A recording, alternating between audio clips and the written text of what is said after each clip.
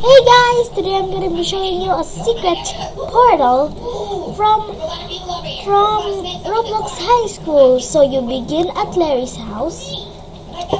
So let's check out his house. Hello, Larry. Larry's car. So his bedroom, his kitchen, and I think this is the bathroom. That's the bathroom. So let's get out of here. This is not a secret portal. Okay.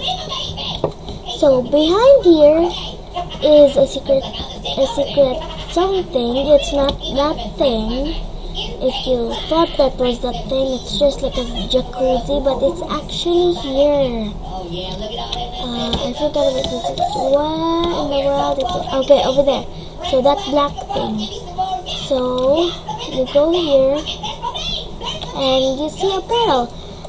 So Cinderine is the creator of this map. So it says the secret portal teleports out to Roblox High School and into others game Sharpshoot Mine. So be ready to fight. So I'm not a really good fan of